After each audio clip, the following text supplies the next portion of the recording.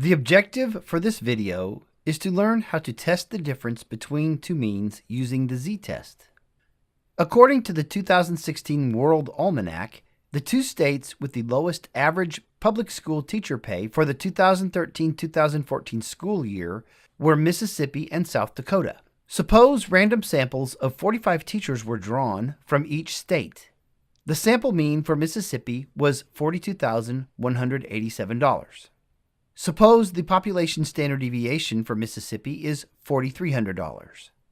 The sample mean for South Dakota was $40,023. Suppose the population standard deviation for South Dakota is $4,500. At a 0.10 level of significance, is there a difference in the means of public school teacher salaries for the two states? There are assumptions that must be satisfied when using the z-test to determine the difference between two means. 1. The samples are random samples. 2. The sample data are independent of one another.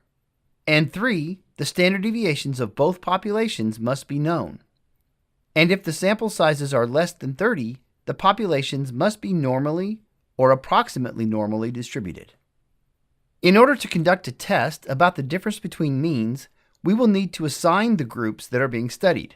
In this example, we will assign the teachers from Mississippi to Group 1 and the teachers from South Dakota to Group 2. The measures for each group that we will need in order to carry out this hypothesis test are the sample means, the population standard deviations, and the sample sizes. Step 1 is to state the hypotheses and identify the claim. The claim is that there is a difference in the means of public school teacher salaries for the two states. Remember that the null hypothesis always contains the equal sign. The alternative hypothesis then will be that the means are not equal. So in this case, the claim belongs in the alternative hypothesis. Step 2 is to find the critical values. We will use the critical z-values found in the t-distribution table. Note that the third line of the t-distribution table should be used for two-tailed tests. We should travel across to the column that is headed 0.10 since this is the specified significance level for this problem. The last row of this table contains the critical z-values. This row and the two-tail 0.10 column meet at the critical value 1.645, which the textbook rounds to 1.65. So the critical values are plus or minus 1.65. Step 3 is to compute the test value. In the formula for the test value, we will find the differences between the sample means and the differences between the hypothesized means and subtract them. We will divide that quantity by the square root of the sum of the population variance for Group 1 divided by the sample size for Group 1 and the population variance for Group 2 divided by the sample size for Group 2. Substituting these values into the formula, we see that the difference in the hypothesized means is 0.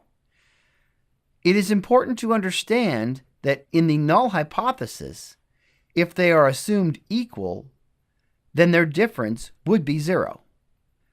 Evaluating this formula, we find a z-test value of 2.33. Step 4 is to make the decision to reject or not reject the null hypothesis.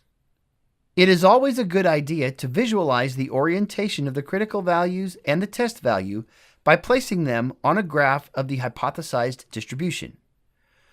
We have a normally shaped sampling distribution, and we are assuming that the population means are equal. If the test value lands between the critical values in a two-tailed test, we do not reject the null hypothesis. In this problem, we are to test at a 0.10 level of significance. So we split that value, also known as alpha, into the two tails. That would leave 90% of the sampling distribution between the critical values, and therefore it would be very unlikely that we would commit a type 1 error, which is to reject a true null hypothesis.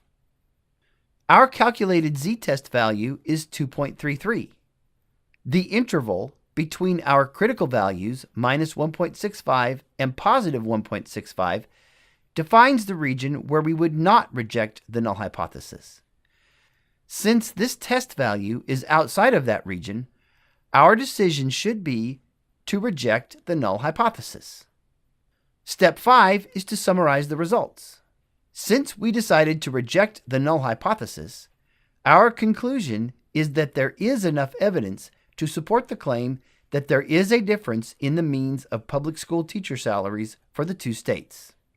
In this video, we learned how to test the difference between two means using the z-test.